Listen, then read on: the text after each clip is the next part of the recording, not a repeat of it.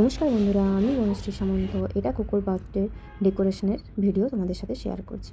তো ফার্স্টে তোমাদের দাদা আর আমি মিলে একটু ডেকোরেশন করছিলাম। তারপর কোকোকে ঘুম পেয়ে গিয়েছিল, তাই দাদা, বাবা আর তোমাদের দাদা তারা তিনজন মিলে পুরো ডেকোরেশনটা কমপ্লিট করেছে। তো তোমরা অবশ্যই জানিও ডেকোরেশনটা কেমন হয়েছে। এখানে তোমরা দেখতে পাচ্ছ কোকোর কিছু ফটোস সাজানো রয়েছে। তো তোমাদের দাদা প্রিন্ট করে এনেছিল কোকোর কিছু ফটোগুলো, সেগুলোই আমি পরপর এক এক করে সাজিয়ে দিয়েছি। আর তোমাদের দাদা আর আমার দাদা মিলে ডেকোরেশনটা পুরো কমপ্লিট করেছে। তো কোন ফটোটা সবথেকে ভালো লাগছে তোমাদের সেটা অবশ্যই কমেন্টে জানিও। এতগুলো ফটোর মধ্যে আমার দুটো ফটো বেস্ট লেগেছে। এখানে 1 মাস থেকে 11 মাস পর্যন্ত কিছু ফটোসগুলো রয়েছে। একদিন আগে থেকেই প্ল্যান করছিলাম কীরকম কী ডেকোরেশন হবে, সেরকমভাবে বুঝতে পারছিলাম না। তবু যাই হোক, মোটামুটি একটা ডেকোরেশন আমরা করতে পেরেছি। পেছন দিকে লাইট লাগানো হয়েছিল, আর লাইটটা অফ করার পর টুনি বাল্বগুলো এরকম টাইপের লাগছিল দেখতে। তো আমি কেকটা ডেকোরেশন করছিলাম, তখন তোমাদের দাদা আমার ভিডিওটা বানিয়েছে।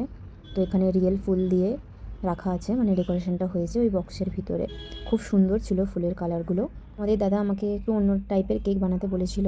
এটা ওটা অনেক দিন থেকেই অনেক প্ল্যান করছিল, কিন্তু আমি ওকে বললাম যে ওরকম টাইপের আমার মনে হচ্ছে সেরকমভাবে ভালো লাগবে না। তো নর্মাল সিম্পলের উপরে বানাবো, আমি যতটা পারবো।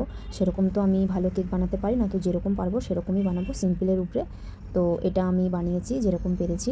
তো তোমরা অবশ্যই জানিও কেকের ডেকোরেশনটা কেমন হয়েছে। আর এরপর কোকোকে কেকে অপশন করলো, কেকে কী গিফট দিল, কী কী খেলো, সব ভিডিও শেয়ার করবো, দেখতে থাকো।